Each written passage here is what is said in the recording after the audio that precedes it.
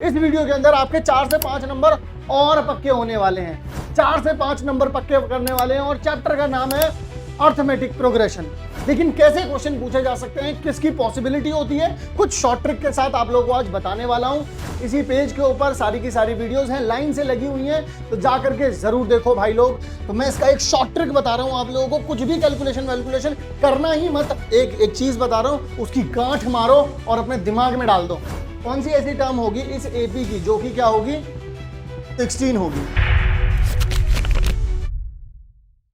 Hello everyone, स्वागत है बच्चों आप सभी लोगों का हमारे इस वीडियो में, वॉरियर सीरीज के वीडियो नंबर 6 में।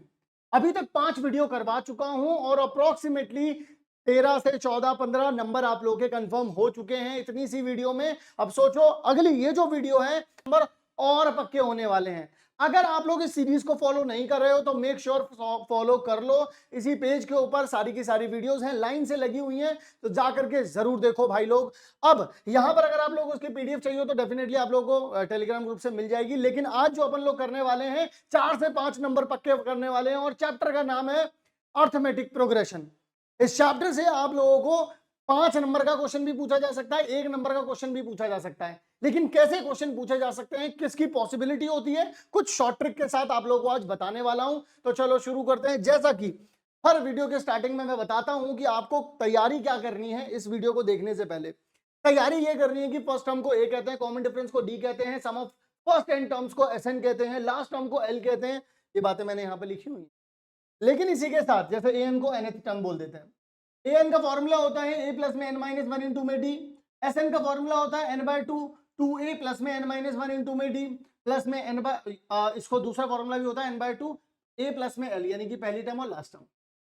nth टर्म का फॉर्मूला अगर हम लास्ट से देखें, अगर हमें आखिर से कोई टर्म निकालनी होती है तो हमें क्या लिखना होता है, कोई सी भी nth टर्म निकालनी है आपको लास्ट से, आप बस एक सिंपल सा काम करेंगे, एल जो कि लास्ट टर्म होगी minus n minus one d. D क्या होगा, डी वही वाला लेना है जो स्टार्टिंग से, जैसे हम जो कोई सीरीज यहां से शुरू होती है तो यहीं से जो कॉमन डिफरेंस निकाल लेते हैं स्टार्टिंग से, वही उठा के रख दो। बस ध्यान रखना बीच में, बस ये काम करना है आप सभी लोगों को। आ जाओ जरा पहला सवाल। पहले सवाल में आप लोगों को क्या कहेगा, उन्होंने आपको सम का फॉर्मूला दे दिया। उन्होंने ये कह दिया आप लोगों से, मेरे लाल मेरे बाल जरा ध्यान से सुनो लड्डू गोपाल। अब यहां पर वो आपसे ये कह देते हैं कि सम ऑफ एम टर्म्स का फॉर्मूला उन्होंने आपको ये दे दिया और आपसे पूछ रहे हैं। तो मैं इसका एक शॉर्ट ट्रिक बता रहा हूं आप लोगों को, कुछ भी कैलकुलेशन करना ही मत। सीधा जो भी एम स्क्वायर के साथ लिखा हुआ है उसको सीधा डबल कर देना और आंसर आ जाएगा 4। तो यानी कि 4 कहीं दे रखा है, डी इसका आंसर है। सिंपल, यहां लिख दिया है मैंने। शॉर्ट ट्रिक क्या होती है, कभी भी सम का फॉर्मूला जब कभी भी देगा ना आपको, जैसे एम की एन की टर्म में देगा, तो हमेशा जो भी वेरिएबल है आपका, जैसे यहाँ पर एम है यहाँ पर एन है, तो एन स्क्वायर के साथ में जो लिखा हुआ है यानी ए लिखा हुआ है, तो इसका जो कॉमन डिफरेंस हो जाएगा वो कितना हो जाएगा, 2 टाइम्स ऑफ ए, यानी कि डबल हो जाएगा। जस्ट बिल्कुल ऐसे ही एक और शॉर्ट ट्रिक होती है कि आप लोगों को कभी अगर कोई बोल देना कि ए एन यानी कि nth टर्म आपको कोई ए एन प्लस में बी इस तरीके की फॉर्म में देगा हर बार। कभी बोल देगा 3n माइनस 5, कभी बोल देगा 7n प्लस 4, इस तरीके से बोल देगा कि nth टर्म निकालनी है। nth टर्म का फॉर्मूला दे रखा है आपको, अब वो बोलेगा कॉमन डिफरेंस बताओ। तो कॉमन डिफरेंस की शॉर्ट ट्रिक पता क्या होती है, जो भी n के साथ लिखा है वही आपका कॉमन डिफरेंस है, जो भी n के साथ लिखा है वही आपका कॉमन डिफरेंस है। दोबारा समझा रहा हूं, सम का फॉर्मूला दे रखा होगा तो जो भी स्क्वायर वाली चीज के बगल में लिखा होगा उसका डबल कर दो, कॉमन डिफरेंस निकल जाएगा। जब कभी भी nth टर्म का फॉर्मूला दे रखा होगा तो जो भी n के बगल में लिखा होगा वही आपका कॉमन डिफरेंस है, नथिंग एल्स, और कुछ करना ही नहीं है। समझ गए? आ जाओ जी अगला सवाल। अगला सवाल आप लोगों से कहता है कि कुछ टर्म्स आप लोगों को दे देंगे, वो 2 शॉर्ट ट्रिक बता दिए अभी स्टार्टिंग में। 10th टर्म आप लोगों को निकालनी है। यहां पर आप लोग सभी जानते हैं कि जो हमारी पहली टर्म है वो 5 दे रखी है, जो हमारी दूसरी टर्म है 19/4 दे रखी है। अगर मुझे इसमें कोई सी भी 10वीं टर्म निकालनी हो, 50वीं टर्म निकालनी हो, अगर मुझे ए और डी पता है, अर्थमेटिक प्रोग्रेशन में मैं राजा हूं। अगर मुझे दी हुए सीक्वेंस का ए और डी पता है, तो क्या पता है, ए पता होना चाहिए, डी पता होना चाहिए। ए पता है, डी पता है, सब कुछ पता चल जाएगा। ए पता है, डी पता है, सब कुछ पता चल जाएगा। क्या बोला मैंने एवरीवन? ए पता है, डी पता है, सब कुछ पता चल जाएगा। तो मुझे ए पता है और डी पता करने के लिए क्या करना पड़ेगा, ए टू माइनस ए वन। तो ए टू कितना है, यानी दूसरी टर्म माइनस पहली टर्म। आप ऐसा भी कर सकते हो कि तीसरी टर्म माइनस में दूसरी टर्म, ये निकाल लो। आप ऐसा भी कर सकते हो चौथी टर्म माइनस में तीसरी टर्म, मतलब 2 लगातार टर्म्स का डिफरेंस चाहिए। पहले बड़ी वाली टर्म फिर छोटी वाली टर्म, यानी कि चौथी माइनस तीसरी। पांचवी माइनस चौथी, ऐसे। यहाँ पर क्या करेंगे, देखो जमीन इस तरह बराबर करना पड़ेगा। यहाँ पर 4 दे रखा तो 4 से डिवाइड, 4 से मल्टीप्लाई करेंगे अपन लोग। तो यहाँ पे कितना आ जाएगा 19/4, मल्टीप्लाई करेंगे तो 20/4, यानी कि 19 माइनस में 20 डिवाइड बाय 4, तो बचेगा कितना माइनस का 1/4। ठीक है ना भाई, 5 इंटू 4 20 आ जाएगा। अब क्योंकि दोनों सेम है तो नीचे देखो एक ही बार 4 लिख दिया, 19 माइनस 20 करा तो माइनस 1/4 आ गया। अब मुझे यहाँ पे सॉल्व करना है। तो देखो वैसे तो अगर आप याद रख सकते हो तो बहुत अच्छी चीज है कि जब कोई भी आप 10th टर्म निकालते हो तो a प्लस में जो भी यहाँ पे लिखा होता है ना उससे एक कम यहाँ पे लिखना पड़ता है d के साथ। फॉर्मूला भी यही होता है, a प्लस में n-1 इंटू में d। देखो जो भी यहाँ पे n लिखा है एक कम है ना उसका, जैसे यहाँ पर 10 लिखा है तो मैंने क्या लिख दिया a प्लस में 9d। a की वैल्यू पता है आपको 5 है, 9। d की वैल्यू कितनी है भाई, d की वैल्यू है माइनस का 1/4। चलो अब इसको सॉल्व करते हैं, 5 ये माइनस का हो जाएगा, माइनस का 9/4 हो जाएगा। क्लियर है, कोई दिक्कत, कोई दुख, कोई परेशानी कुछ भी नहीं है। सर यहाँ पर भी 4 दे रखा था तो यहाँ भी 4 करा। अब जब 4 से डिवाइड करा है तो 4 से मल्टीप्लाई भी करना पड़ेगा। कितना आ गया ऊपर 20 आ गया, माइनस 20 में से 9 जाएंगे कितना बचेगा 11/4। 11/4 कहीं दे रखा है, हाँ जी सर दे रखा है, पहला ही ऑप्शन 11/4 है। आ गया आंसर। आई बात समझ में या फिर नहीं आई? एवरीवन बोलो, लिखो कमेंट सेक्शन में आई समझ। एवरीवन लिखो आया समझ में मेरे, तब मुझे पता चलेगा कि मैं जिन भी मेरे प्यारे छोटे भाई बहनों को पढ़ा रहा हूं उनको समझ में आ रहा है। वरना मुझे नहीं पता चलेगा, तुम बस वीडियो देख करके चले जाओगे, मुझे नहीं पता चलेगा, तुम कमेंट नहीं करोगे, मुझे नहीं पता चलेगा। तो मेक श्योर कमेंट करो। अगला सवाल, कॉमन डिफरेंस में निकालने के लिए सवाल पूछा जाएगा, याद रखना। कॉमन डिफरेंस बहुत जरूरी है। आप लोग जो एमसीक्यू में सबसे ज्यादा क्वेश्चन पूछे गए हैं वो कॉमन डिफरेंस के ऊपर ही पूछे गए हैं। अब जरा देखो यहाँ पर उन्होंने पूछा है इसमें कॉमन डिफरेंस, तो क्या करोगे, दूसरी टर्म माइनस पहली टर्म कर दो, a2 माइनस a1 कर दो, दूसरी टर्म क्या है 1 माइनस 4x अपॉन में 2x माइनस ये पहली वाली टर्म। अब डिनोमिनेटर दोनों के सेम है तो कुछ करना ही नहीं है। 1 माइनस में 4x माइनस लिखा है, -1 हो गया, नीचे 2x आ गया, 1 से 1 चला गया, बचा कितना माइनस का 4x अपॉन में 2x। x से x चला गया, 2 से ये जाएगा तो कितना आ जाएगा आपके पास माइनस का 2 आ जाएगा। यानी कि माइनस का 2 कहीं दे रखा है, हाँ जी दे रखा है, यानी कि बी इसका जो है वो बिल्कुल सही वाला जवाब हो जाएगा। समझे कि नहीं समझे? बहुत ही बढ़िया। चलो जी, अब असर्शन रीजन में बहुत सारे बच्चे अटकते हैं। मैं आप लोगों को असर्शन रीजन की भी कुछ ट्रिक्स बताता हूँ, उनको भी समझते हुए चलेंगे, ठीक है ना। अब जैसे जैसे सवाल आते चलेंगे वैसे वैसे मैं ट्रिक्स बताता चलूंगा। अलग अलग चैप्टर्स के लिए अलग अलग ट्रिक्स हैं, तो सारी वीडियोस देख लेना ताकि आप लोगों को सभी चैप्टर्स की ट्रिक्स पता चल जाए। असर्शन और रीजन ये सब आप पढ़ते रहना बाद में, पहले मैं ये पढ़ रहा हूँ। असर्शन क्या है? असर्शन है कॉमन डिफरेंस। इसका अगर कॉमन डिफरेंस निकालना हो तो वो 4 होगा। तो कॉमन डिफरेंस निकालने का तरीका क्या होता है, कुछ भी कर दो, दूसरी टर्म माइनस पहली टर्म, तीसरी टर्म माइनस दूसरी टर्म, चौथी टर्म माइनस तीसरी टर्म, बस जो भी यहाँ पे लिखा होगा उससे उससे जस्ट पिछली वाली टर्म लेनी है। तो यहाँ पर देखो दूसरी टर्म क्या है 1, पहली टर्म क्या है 5, तो दोनों को सब्ट्रैक्ट करेंगे कितना आ जाएगा -4। यहाँ से भी कितना आएगा देखो -4, यहाँ से भी देखो ये दोनों प्लस हो जाएंगे तो -7 + 3 कितना हो जाएगा अगेन -4। तो -4 आ रहा है, इन्होंने कितना दे रखा है 4 दे रखा है, तो असर्शन क्या हो गया अपने पास, गलत हो गया। एक चीज दिमाग में बांध लो, एक चीज बता रहा हूं उसकी गांठ मारो और अपने दिमाग में डाल दो, क्या कि सर कभी भी अगर असर्शन तुम्हारा रॉन्ग हुआ, मैंने क्या बोला, कभी भी अगर असर्शन तुम्हारा रॉन्ग हुआ तो कभी कुछ मत सोचना, सीधा डी जाकर के आंसर लगा देना। मैं कह रहा हूं रीजन को पढ़ने भी मत जाना, गारंटी दे रहा हूं तुम लोगों को, रीजन को पढ़ने भी मत जाना, तुम्हारा आंसर डी होगा। इसका आंसर डी है भाई। सर ऐसा कैसे होगा? अरे होगा ऐसा, मैं बताता हूं तुम्हें। और रीजन जो देखो डी में क्या लिखा है, assertion is false but reason is true. मैंने तो रीजन पढ़ा भी नहीं था और मैं फिर भी बोल रहा हूं कि डी है। मैं बताता हूं कैसे है, तुम रीजन को पढ़ लो चाहे। अब कॉमन डिफरेंस, इसका जो कॉमन डिफरेंस है वो क्या होगा फॉर्मूला, उन्होंने बोल दिया कि ए एन माइनस में ए एन -1 होगा।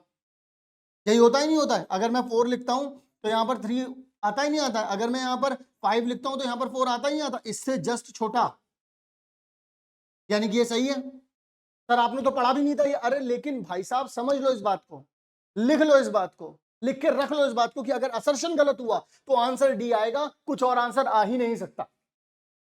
क्लियर है? चलो अगला, विच टर्म, इसमें से कौन सी ऐसी टर्म है, अगर मैं यहां से देखूं तो which term of an AP is 16 कौन सी ऐसी टर्म होगी इस एपी की जो कि क्या होगी 16 होगी। तो सबसे पहले तो मुझे क्या पता चलना चाहिए, ए, मुझे फिर क्या निकालना है, डी। डी क्या होता है, ये माइनस ये, तो -26 माइनस माइनस का 29, माइनस माइनस क्या हो जाएगा भाई, प्लस हो जाएगा। जैसे ही माइनस माइनस प्लस हुआ तो मैं क्या कर लिखूंगा यहाँ पर, प्लस में 29, यानी कि आंसर डी की वैल्यू कितनी आ जाएगी आप लोगों के पास, 3 आ जाएगी। तो डी आप लोगों को क्या पता चल गया, 3। अब निकालना क्या है अपन लोगों को, कौन सी टर्म है ऐसी जो 16 आएगी। ठीक है, टर्म का फॉर्मूला ये है, ये कितनी आएगी, 16 आएगी। ए कितना है भाई अपना, माइनस का 29 है। अब एन तो पता ही नहीं अपना कौन सी टर्म है, डी कितना है भाई अपना, 3 आ रहा है।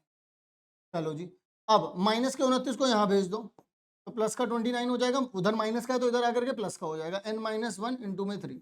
अगर मैं इसमें जोड़ा जाड़ी कर दूं, अगर मैं इसमें जोड़ा जाड़ी कर दूं तो इसमें अगर 6 जोड़ूंगा तो 35 हो जाएगा, 45 हो जाएगा, n-1 इंटू में। अब अगर 3 के टेबल से इसको कट करूंगा तो कितना आएगा, 15 आ जाएगा, n-1 -1 यहां पर आएगा तो n की वैल्यू कितनी आ गई, देखो 16 आ गई, यानी कि 16th टर्म हो गई, यानी कि आंसर कितना हो जाएगा, बी हो जाएगा। समझ में आई कहानी या नहीं आई? जो जैसा पूछे उसको वैसा जवाब दो, बस ध्यान रखो फॉर्मूले गलत नहीं होने चाहिए और तुम लोगों की कैलकुलेशन वाला पार्ट गलत नहीं होना चाहिए। अगर हुआ तो चांटे ही चांटे मारूंगा, इतना सब कुछ सिखाने के बाद भी अगर गलती कर रहे हो तो इतने मारूंगा ना, लाल कर दूंगा बेटा, और वही लाल करूंगा जो तू सोच रहा है। अब जरा देखो अगला सवाल, अगले सवाल में क्या कहते हैं वो हमसे, अगले सवाल में वो हमसे कहते हैं कि असर्शन है for AP, for an AP, ये एक एपी दे रखी है तुम, और वो बोल रहे हैं कि 10th term from the and is 168 from the and. तो पहले एक बात बताओ, यहां पर तुम्हारे को फॉर्मूला याद है एंड से निकालने के लिए, अभी स्टार्टिंग में भी बताया था, एल माइनस n-1 इंटू में डी। तो एल कितना है भाई अपने पास, 198 है, 198 है, ठीक है। फिर n यानी कि 10वीं टर्म निकालनी हो तो n की जगह पे 10 आ गया, -1। कॉमन डिफरेंस कितना है, देखो स्टार्टिंग से ही निकाल करके देख लें, मैंने बोला था स्टार्टिंग वाले ही देख लेना। ये देखो e कितना होता है, a2 माइनस में a1 होता है, यानी कितना आ जाएगा 6 - 3, तो 3 आ गया, यहाँ पे लिखा भी हुआ था वैसे मैंने, तो यहाँ पर 3 आ गया।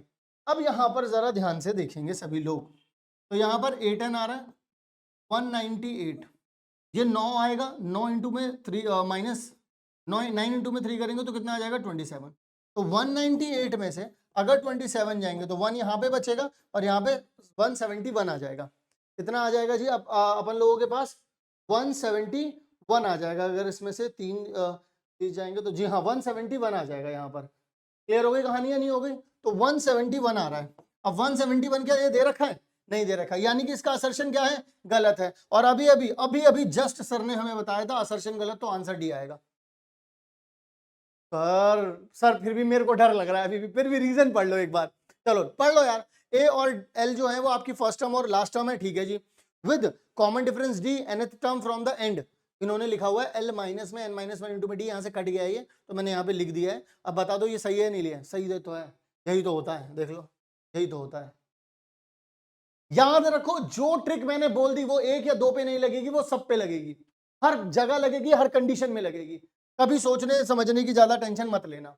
अगला सवाल, अगला सवाल बड़ा बेहतरीन सवाल है, 5 नंबर में पूछा गया सवाल है, मैं बोल रहा हूं 5 नंबर का सवाल है। बेहद कैलकुलेशन मुश्किल नहीं है, मुश्किल नहीं है, कैलकुलेशन पर बड़ी है।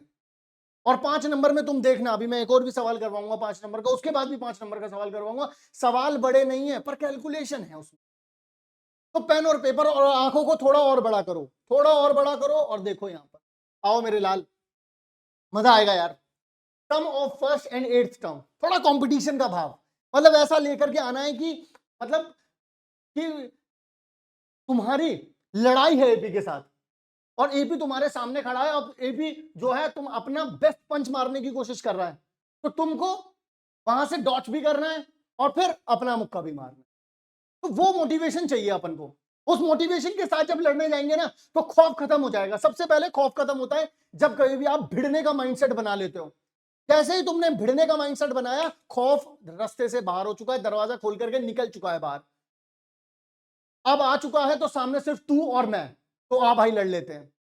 तो जी आ गया फर्स्ट टर्म और 8th टर्म, यानी कि पहली टर्म और 8वीं टर्म कितना दे रखा है, 32 दे रखा है। ठीक है, प्रोडक्ट यानी कि पहली और 8वीं का प्रोडक्ट जो है वो 60 दे रखा है। फाइंड द फर्स्ट टर्म, तो आपको ए पता करना है, यानी कि फर्स्ट टर्म। कॉमन डिफरेंस पता करना है भाई साहब।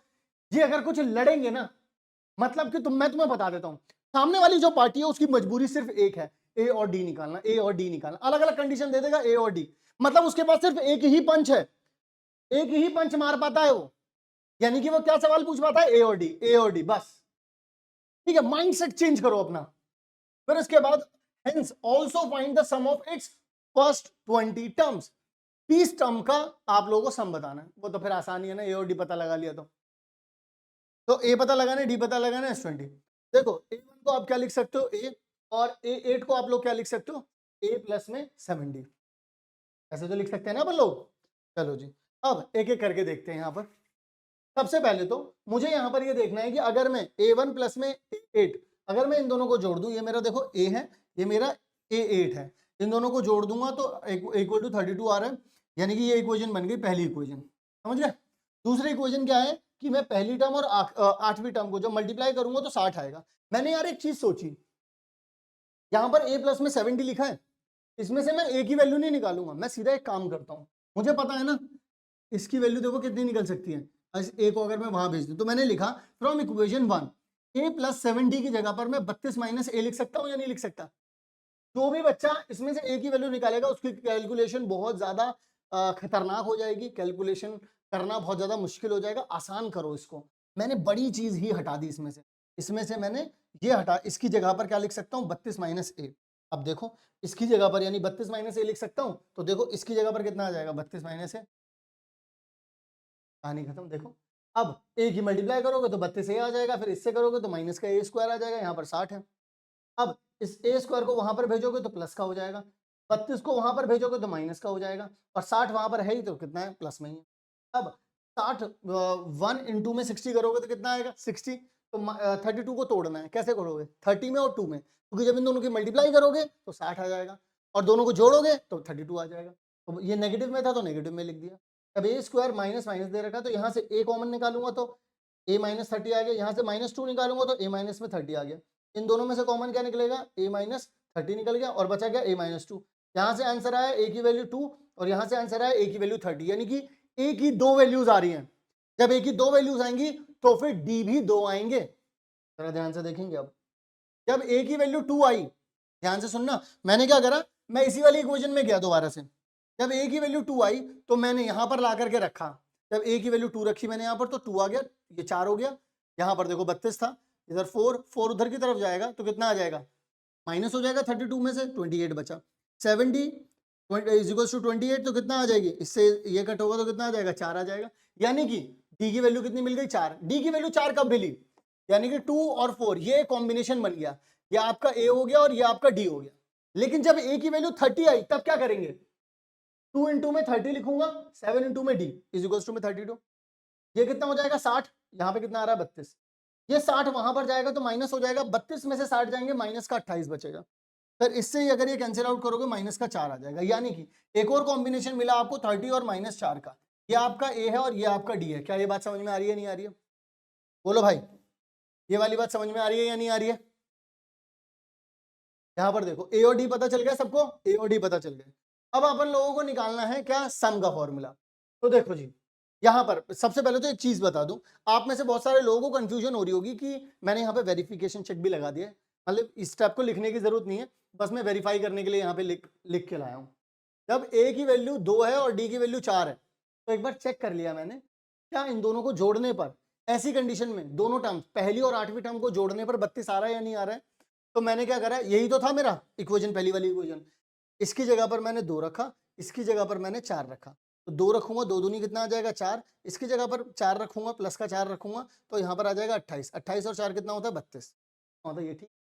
चलो अब 30 और -4 को रखते हैं, 2a यानी कि 2 इंटू में 30 रखूंगा, 7d नहीं -4, इसको मल्टीप्लाई करूंगा 60 आ जाएगा, इसको करूंगा माइनस का 28, माइनस करूंगा प्लस का 32 आ रहा है, यानी कि ये भी सही चीज है और ये भी सही, यानी कि अब मुझे दोनों के लिए ही सम का फॉर्मूला लगाना पड़ेगा। सम कितना निकालना है मुझे, 20 टर्म्स का।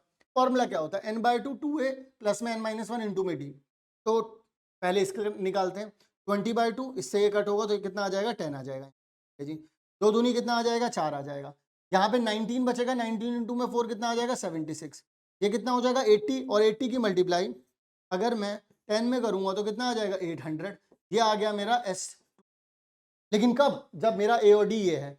यहां पर भी चेक करना पड़ेगा। इससे ये गया तो कितना आएगा 10, ये कितना हो जाएगा 60। इन दोनों की मल्टीप्लाई करेंगे तो भाई माइनस का 76, दोनों की मल्टीप्लाई करोगे तो कितना आ जाएगा देखना जरा, दोनों को प्लस कर दोगे तो माइनस का 16 10 से मल्टीप्लाई होगा तो 160 आ जाएगा। और ये क्या आ गया आपका S20। कब? जब आपका A इतना है और D इतना है।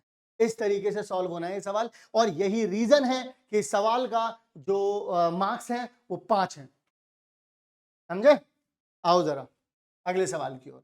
अगला सवाल बड़ा ही धमाकेदार सवाल है भाई, बड़ा ही धमाकेदार सवाल है। इसमें अक्सर गलती होती है, और मैं बता दूं ये बहुत हद तक 11वीं क्लास में पूछा गया सवाल भी है। 11वीं क्लास की एनसीईआरटी में ये सवाल होता है, क्योंकि मैं 11th 12th जेई को पढ़ाता हूं, तो मैं उसमें बता रहा हूं आपको कि ये 11th क्लास से पूछा गया है।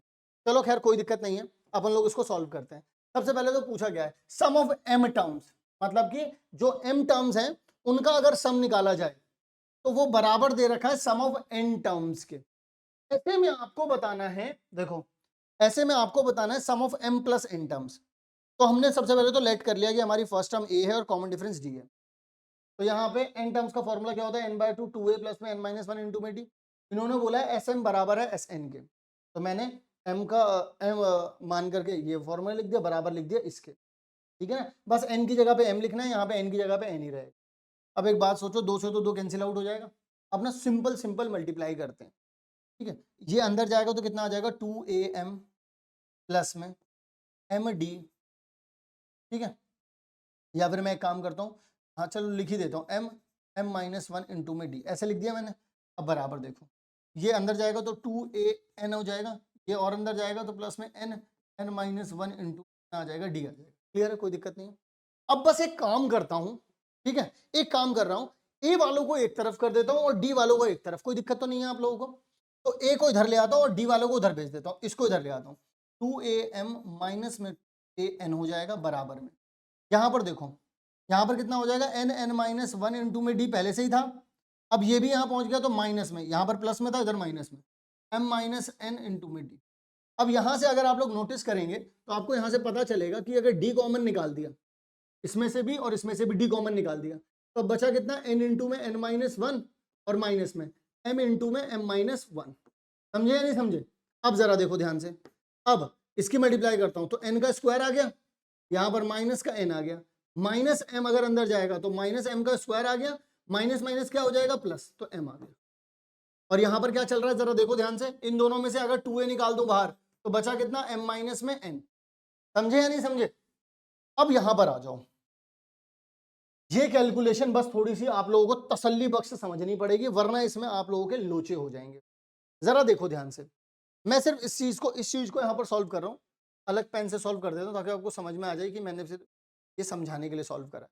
जैसे यहाँ पर n का स्क्वायर माइनस में n दे रखा है, माइनस में m का स्क्वायर प्लस में m दे रखा है। मैं एक काम करता हूँ, जरा ध्यान से सुनना, इसको मैं यहाँ पर लिख देता हूँ, n का स्क्वायर माइनस में m का स्क्वायर प्लस में m माइनस में। एक चीज अगर आप लोग नोटिस कर पा रहे हो तो m माइनस एन आ रहा है, आपको याद है ए स्क्वायर माइनस बी स्क्वायर का फॉर्मूला क्या होता था, a प्लस बी और a माइनस बी होता था। अगर मैं इसमें से माइनस कॉमन निकाल लूं, या फिर चलो ऐसे ही लिख दो, इसको क्या लिख सकते हो, n प्लस में m लिख सकते हो और n माइनस में m लिख सकते हो, और प्लस में क्या चल रहा है m माइनस में n। देखो यहां पर m माइनस n है, लेकिन यहां पर n माइनस m है, और अगर आप नोटिस करो तो इधर की तरफ भी m माइनस n है जो a वाली साइड है, तो क्यों ना मैं इसको भी m माइनस n बना दूं, इसमें से नेगेटिव कॉमन ले लेता हूं एक, तो अंदर बचेगा क्या m माइनस n, इधर लिख देता हूं, पहले इसको लिख देता हूं यहाँ पर m माइनस n, फिर माइनस यहाँ पे लिख दिया मैंने m प्लस n। देखो ये तो पहले से ही लिखा हुआ था प्लस वाला, तो और इसे जब क्योंकि नेगेटिव कॉमन निकाल लिया तो m माइनस n हो जाएगा। अच्छा जी, इसके बाहर क्या दे रखा था भाई अपन को, इसके बाहर क्या दे रखा था अपन को, इसके बाहर दे रखा था अपन को d, तो यहाँ पर क्या हो जाएगा अपने को d। क्लियर है? और इसके इक्वल में क्या चल रहा था, इसके इक्वल में चल रहा था ये, अब मैं देखूं मेरे पास पेज है क्या खाली, पेज खाली नहीं, तो मैं इसी के एक मिनट, यहाँ पर मिल गया अपन को, पेज है पेज है पेज। तो पेज अगर अपन लोग यहाँ पे लेकर के आएंगे तो कितना हो जाएगा भाई लोग, देखना 2a m माइनस में n प्लस 2 में d आ गया। अब जरा नोटिस करना यार, यहाँ से यहाँ पर भी m माइनस एन है, यहाँ पर भी m माइनस एन है और d भी दे रखा है। तो मैं अगर m माइनस एन को बाहर निकालना चाहूँ तो निकाल सकता हूँ, यानी कि m माइनस में n में d। अब अंदर देखना क्या बचेगा, 1 minus m plus n, 1 minus m plus में n बचेगा, यही तो बचेगा और तो कुछ नहीं बचेगा। ठीक है, अब देखना इससे ये चला गया, अब बचा गया 2a की जगह पर कितना लिख सकते हो, ऐसा ऐसे लिख देता हूँ 1 प्लस में m प्लस में 1 माइनस में m प्लस में, ऐसे करके लिख दिया मैंने, इक्वल्स टू 2a की वैल्यू ये आ गई। अब एक काम करो, बस इसको यहीं तक लिखना था, 2a की वैल्यू निकल गई। अब आपको पता क्या करना था, आपको याद है अभी, आपको पता करना था m प्लस में n का सम। तो कैसे निकालोगे, n जितने भी नंबर ऑफ टर्म्स यहाँ पे लिखते हैं डिवाइड बाय 2, 2a, ठीक है, यहाँ पे क्या लिखते हैं 2a प्लस में m प्लस में n माइनस 1 इंटू में d, यही तो लिखा जाएगा यहाँ पर अगर आप इसका फॉर्मूला लगाओगे। लेकिन 2a की वैल्यू तो आपको पता है, ये है, चलो रख देते हैं m प्लस में n डिवाइड बाय 2, 2a की जगह पर आप लोग क्या लिख सकते हो 1। अगर मैं इस d को यहां मल्टीप्लाई कर दूं तो d आ जाएगा यहां पर, ठीक है, और अगर मैं यहां से माइनस का d यहां पर मल्टीप्लाई, देखो ना यहां पर d माइनस इधर ये इसमें मल्टीप्लाई हो गया और फिर d प्लस में, अब यहां पर देखो तो कर रहा हूं, अब यहां पर m प्लस में n इंटू में d और d इसमें मल्टीप्लाई होगा, माइनस का d आ गया, इस d से ये d चला गया, इससे ये पूरा चला गया, इस सब कुछ जीरो हो गया और m plus n divide by 2 की मल्टीप्लाई जैसे ही जीरो के साथ हुई तो कितना आ गया, जीरो आ गया। देखो इस पूरी कैलकुलेशन का जो कैच है वो कहां पर है, सबसे पहली चीज हम लोगों को सिर्फ एक ही कंडीशन दी गई, तो हमने एक रिलेशन निकाला a और d के बीच में। वो कैसे निकल पाता, वो जब मैंने इसको इसके बराबर रखा, जब इसको मल्टीप्लाई किया इसमें, a वालों को एक तरफ किया, d वालों को एक तरफ किया, d वालों को जब एक तरफ किया तो उनके अंदर कैलकुलेशन की, स्क्वायर वालों को एक तरफ किया, नॉर्मल वालों को एक तरफ किया, फिर स्क्वायर वालों में ये वाला फॉर्मूला लग रहा था वो फॉर्मूला निकाला, फिर मैंने देखा कॉमन क्या आ रहा है, m माइनस एन आ रहा है, तो जहां पर m माइनस एन बन नहीं पा रहा था माइनस कॉमन लिया, m माइनस एन बनाया, फिर m माइनस एन को मैंने कॉमन बाहर लिया, कॉमन मैंने बाहर लिया, इधर वाले से इधर वाले को काटा, कैलकुलेशन इजी हो गई, 2a बराबर डायरेक्टली इसके हो गया। जब फॉर्मूला लगता है तो m plus n divide by 2 होता है, तो 2a की जगह डायरेक्टली ये रखा और सॉल्व करा, आंसर मेरे पास आ गया, मेरी झोली में आकर के गिर गया। और सुनो एक और सवाल, ये दे रखा है सवाल, बड़ा मस्त सवाल है ये, और मैं बता दूं स्टैंडर्ड वालों के लिए खास, पिछला वाला सवाल भी, ये वाला सवाल भी, ये स्टैंडर्ड वालों के लिए सवाल है, बहुत ही भयंकर भयंकर सवाल है। अब इन्होंने क्या बोला है, in an AP the sum of 3 consecutive terms, मतलब कि 3 लगातार टर्म्स का जो सम आ रहा है 24 आ रहा है, और उनका जो स्क्वायर का सम आ रहा है वो 194 आ रहा है। जब कभी भी 3 टर्म्स मानने के लिए बोला जाए, ध्यान रखना इस बात को, कोई सी भी यूं ही टर्म मत मान लेना, जब कभी भी 3 टर्म्स मानने के लिए बोला जाए तो यही 3 टर्म मानना, पहली टर्म a माइनस डी, दूसरी टर्म a, तीसरी टर्म a प्लस डी। दोबारा बोल रहा हूं, जब कभी भी बोर्ड एग्जाम में या एग्जाम में कभी भी 3 टर्म्स मानने के लिए बोला जाए एपी के अंदर, तो यही 3 टर्म्स मानेंगे अपन लोग। बोला है कि इनका सम यानी कि ये प्लस ये कितना दे रखा है 24, बोला है कि इनके स्क्वायर का सम यानी कि ये प्लस ये कितना दे रखा है 194। तो आओ जरा कैलकुलेट कर दें। एक बात बताओ, अगर आप a माइनस डी प्लस में a प्लस डी अगर आप करते हो और जोड़ करके कितना आता है 24, तो d से d कैंसिल आउट हो गया, a जुड़ गया तो कितना आ जाएगा 3a इज इक्वल टू में कितना आ जाएगा 24। इससे ये गया तो a की वैल्यू तो पहले ही मिल गई तुमको, लो 8। इसलिए मानना है ये, अगर तुम a plus D a plus 2d मान लेते तो ये इतनी जल्दी आंसर नहीं फंस जाते आप लोग, कैलकुलेशन इतनी मुश्किल हो जाती कि सॉल्व करना नेक्स्ट टू इम्पॉसिबल हो जाता। तो मानोगे क्या, ये 3 मानना है तुम। अब बात करते हैं इसकी, क्योंकि अपन लोगों को 8 पता चल चुका है तो अपन लोग यहां पर क्या लिखेंगे, 8 माइनस डी का होल स्क्वायर प्लस में 8 का स्क्वायर, फिर क्या लिखेंगे 8 प्लस में डी का whole square is equals to में कितना दे रखा 194। अब यहां से सिर्फ डी की वैल्यू निकालनी है और वो नंबर्स निकाल लेने, ऐसे ऐसे अरेंज कर देंगे और नंबर्स निकल जाएंगे। इसका स्क्वायर करो, 8 का स्क्वायर करो कितना आ जाएगा 64, डी का स्क्वायर माइनस 2a भी होता है तो माइनस का 16d आ जाएगा, ये कितना हो जाएगा 64, तो ये कितना हो जाएगा 64 D 2ab 16d equals to में 194, 16d से ये गया, अब 64 64 64 आ गया 64 64 64 3 बार आ रहा है, कितना हुआ 192, तो यानी कि डी स्क्वायर कितना आ गया 2d स्क्वायर प्लस में 192 इज इक्वल्स टू में 194, ये वहां पर जाएगा माइनस हो जाएगा, 194 से अगर 192 जाएगा तो 2 बचेगा, तो 2d का स्क्वायर इज इक्वल्स टू में कितना आ जाएगा 2, तो d की वैल्यू कितनी आ जाएगी +-1, क्योंकि इससे कैंसिल आउट हो गया, d की वैल्यू भाई कितनी आ गई +-1। अब देखो a की वैल्यू कितनी थी भाई अपने पास,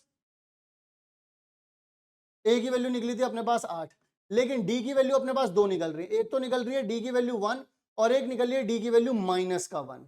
तो अपन लोग क्या करेंगे, एक बार यहाँ पर देखो सिंपल, जैसे ये लिखा हुआ है ना, जैसे देखो यहाँ पर 8 लिखा हुआ है, एक बार क्या करो 8 + 1 करो और एक बार 8 - 1 करो, तो कितना आ जाएगा, 8 - 1 करोगे 7 आ जाएगा, 8 आ जाएगा और ये 9 आ जाएगा, एक तो ये नहीं मिल गई। अब एक बार क्या करोगे, अब क्योंकि -1 है तो देखो 8 लिखा, अब 8 प्लस में -1 करो और 8 माइनस में -1 करो, तो माइनस माइनस क्या हो जाएगा प्लस, तो ये हो गया 9, 8 और 7, तो वो 3 टर्म्स ये हैं 7, 8, 9 या फिर 9, 8, 7, यही है वो 3 टर्म्स, दैट्स इट, और कुछ भी नहीं करना है इसमें। इसमें मैं आप लोगों को 2 सवाल और होमवर्क के लिए दे रहा हूं जो कि आप लोगों को करने हैं, और इसके साथ एक सवाल, देखो 3 सवाल मैंने दिए आपको, एक ये और एक ये, बाकी एक सवाल और अभी आप लोगों को करवा रहा हूं मैं। आई होप यहां तक की कहानी समझ में आई होगी। रेशो वाला एक सवाल दे रखा है, वो और करवा दूं आप लोगों को। रेशो, क्योंकि मैंने वो फिक्स क्वेश्चन निकाले जो वेराइटी है, ये सिमिलर नहीं है, ये वैरायटी वाले क्वेश्चंस हैं, जरा ध्यान से देखना। उन्होंने बोला है कि 10th और 30th टर्म का रेशो जो है वो 1/3 दे रखा है, रेशो दे रखा है कि 10th टर्म अपॉन में 30th टर्म 1/3 आ रहा है और सम ऑफ 6 टर्म्स 42 आ रहा है, तो आपको ए और डी निकालना है, बस यही पूछ रहे हैं और कुछ नहीं पूछ रहे। मैंने बोला उसके पास सिर्फ एक पंच है, ए निकालो डी निकालो, ए निकालो डी निकालो, कुछ नहीं आता उसको। और ये दुश्मन बहुत कच्चा है भाई, जब पहचानोगे दुश्मन को, और मैं पहचानने में मदद करूंगा तुम्हारी, टेंशन नहीं लेनी। चलो आओ जरा, तो यहां पर क्या करेंगे भाई, 10th टर्म और 30th टर्म, 10 को क्या लिखेंगे a प्लस में 90, 30th को क्या लिखेंगे a प्लस में 29d, ये यहाँ जाएगा तो 3 से मल्टीप्लाई हो जाएगा, 3 से मल्टीप्लाई हुआ तो 3a आ गया, 3 से हुआ 27 आ गया, ये यहाँ गए, अब a यहाँ आ जाएगा तो a इतना आ जाएगा और 29 माइनस में 27d, यहाँ पे बचेगा 2a बराबर में, यहाँ पर कितना बचेगा 2d, 2 से 2 चला गया तो a बराबर में किसके हो गया भाई d के, लो जी काम ही खत्म, a बराबर d के ही हो गया। अब जब a बराबर d के हो गया तो आपको पता है कि 6 टर्म का सम, यानी कि यहाँ पर क्या लिख सकते हैं अपन लोग, इससे ये गया तो 3 आ गया, यानी यहाँ पर आ जाएगा 3, 2a प्लस में 6 - 1 करेंगे तो कितना आ जाएगा 5, d की जगह पे क्या लिख सकते हैं आप लोग, a लिख सकते हो। क्यों लिख सकते हैं भाई, a इसलिए लिख सकते हैं क्योंकि a बराबर d के है, और क्योंकि मुझे दोनों की वैल्यू निकालनी है, तो मैं क्या करूंगा, यहाँ से दोनों को ही a मान लूंगा, तो यहाँ पर वेरिएबल सिर्फ a ही रह जाएगा, यहाँ पर a आ गया, बराबर कितने का था ये 42 का। अच्छा देखो 3 के टेबल से इसे कट करोगे तो कितना आ जाएगा 14 आ जाएगा। अब 2a प्लस में 5a कितना हो जाएगा 7a हो जाएगा, 7 के टेबल से इसे कट करोगे तो कितना आ जाएगा 2 आ जाएगा। जब a2 आ रहा है तो d भी कितना हो जाएगा 2 हो जाएगा। क्यों हो जाएगा, क्योंकि a और d आपस में क्या है, बराबर है। तो इस तरीके से यहां पर मैंने आपके 4 से 5 नंबर पक्के करे। अगर आप इन सवालों को बहुत अच्छे ढंग से करके जाते हो और इसकी पीडीएफ टेलीग्राम से लेकर के बचे हुए 3 क्वेश्चंस को खुद से सॉल्व करते हो और यहां पर आकर के कमेंट करते हो, तो डेफिनेटली आप लोगों के 4 से 5 नंबर फिक्स हो चुके हैं। अब कोई माई का लाल नहीं हिला सकता इन्हें।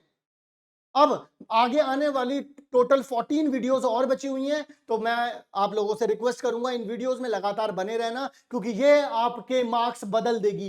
ये सीरीज सब कुछ बदल करके रख देगी। आपके मार्क्स चाहे कितने भी कम आ रहे थे, ये मार्क्स आपके बढ़ा देगी। तो इसी के साथ आप सभी लोगों को कहूंगा मिलता हूं नेक्स्ट वीडियो में। तब तक के लिए आप सभी लोग अपना ध्यान रखिएगा। Love you all.